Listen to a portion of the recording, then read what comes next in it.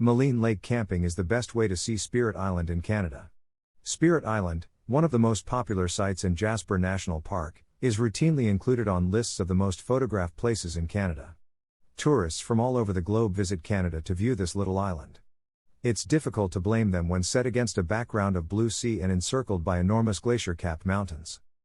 Most people choose a 90-minute boat excursion that drops them off at a viewpoint where they have 15 minutes to take in the scenery and take as many photos as they can.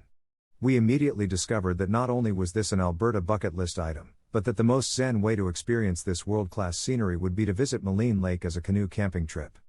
What can compare to hiking through the Maligne Lake wilderness and camping along the way? We're not going to take the easy way out on a tourist boat. The best way to travel to Maligne Lake. Maligne Lake is in Jasper National Park, approximately a 4-hour drive from Edmonton, Alberta, or a 5-hour drive from Calgary, Alberta, where the closest airports are. While Edmonton is a little closer, traveling from Calgary allows you to pass through Banff National Park and cruise the spectacular Icefields Parkway, which is certainly one of the most scenic trips in all of Canada. There are many accommodation alternatives in Jasper, as well as excellent camping near Maligne Lake at Wapiti or Whistler campgrounds. We remained in town throughout the week for our Maligne Lake canoe excursion but spent the night before our paddle at the Hostel International on Maligne Lake Road to get an early start.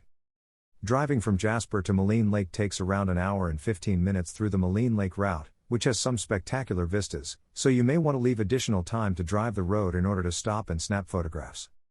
Medicine Lake is one of the highlights of the Maligne Lake Road, which may be considered a destination in and of itself.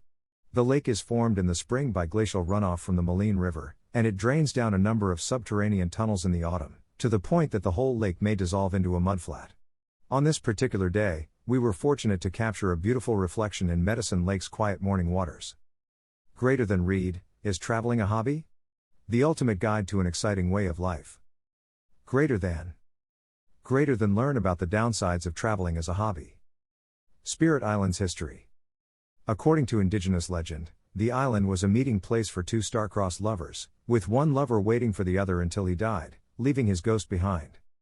In the 1950s, Kodak commissioned a photographer called Peter Gales to discover isolated and gorgeous sites worthy of their Colorama film in order to advertise color film to customers.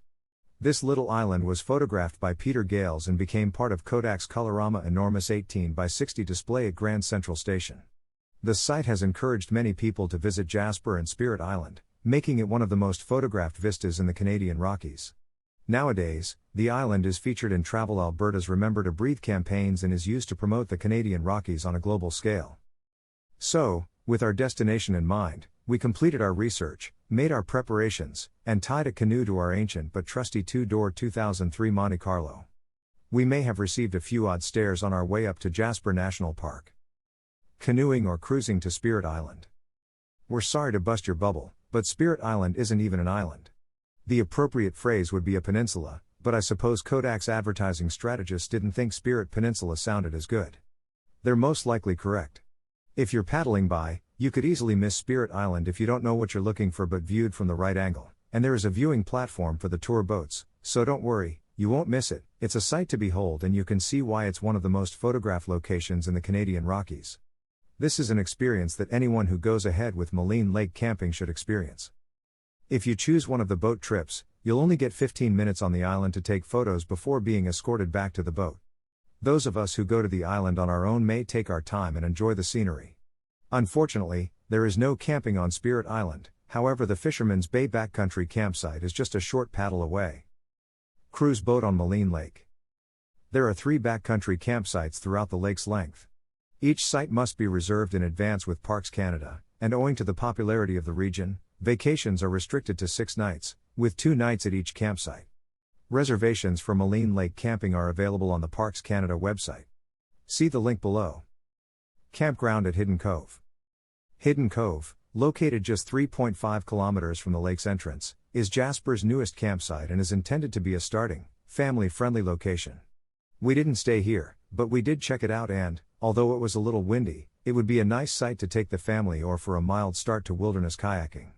It has a shelter where you may eat your meal, or hide from the rain, fire pits, and space for up to 14 campers.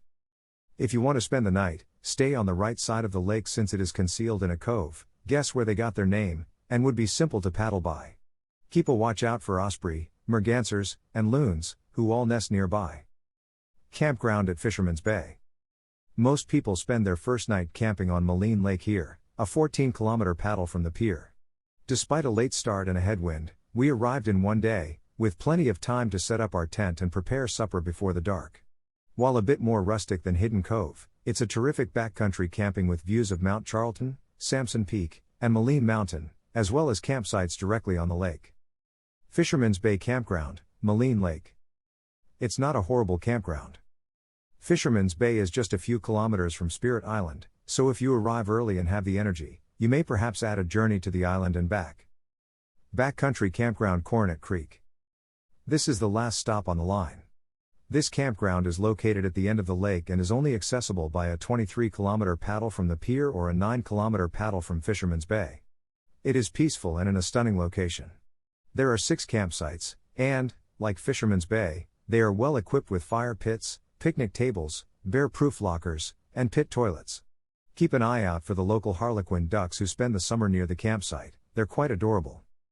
There is a trek up to Coronet Glacier that you may take, but we didn't have enough time to check it out. Perhaps next time. All 3 Maligne Lake wilderness camping sites are stunning, and even if you don't get your dream itinerary, you'll have a fantastic experience camping on Maligne Lake at any of these locations. Secure Maligne Lake camping. Now is the moment to talk about safety.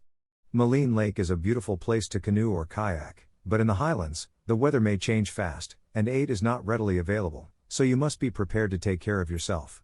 We've been in less than ideal circumstances before, and it can happen to you as well. It should go without saying, but tell someone where you're going, give them a copy of your itinerary, and tell them when you expect to return. You won't have cell phone reception until you return to Jasper, so plan accordingly. A spot GPS would be useful. Maligne Lake is Canada's second biggest glacier-fed lake. The water is frosty. Hypothermia is a severe concern if you fall. Wear a PFD and keep near to the beach so that if anything goes wrong, you won't have to swim too far to safety. The boats that go to and from Spirit Island generate a wake, so paddle near to the coast rather than directly in the route of the boats and you'll be okay. Wind is another element that you may have to deal with. We had to paddle against the wind both ways and contend with a storm on our trip back from Coronet Campground. Prepare to paddle hard and for your journey to take longer than you anticipated. Plan ahead of time for food and warm clothing. If you wind up going through the Maligne Lake rinse cycle as we did, you'll be grateful to have a second pair of warm, dry clothing in your tent. This is the one we use, or a waterproof bag waiting for you. We like Sea to Summit bags. Pack lightly so as not to overburden your boat but allow for some comforts such as a crib board, champagne, or copious amounts of hot chocolate. For this paddle, there's no need to pack as if you're carrying it on your back. Begin early in the day since the water is usually calmer earlier in the day. There have been reports of bear sightings near Maligne Lake, so bring bear spray and know how to use it. Store your food in the bear-proof lockers provided at each of the Maligne Lake campsites. Final words. Whether you want to explore Maligne Lake by boat tour or reserve a wilderness campground to paddle the length of the lake, it is a fantastic place. If you go camping on Maligne Lake, please take plenty of photographs, we'd love to see them.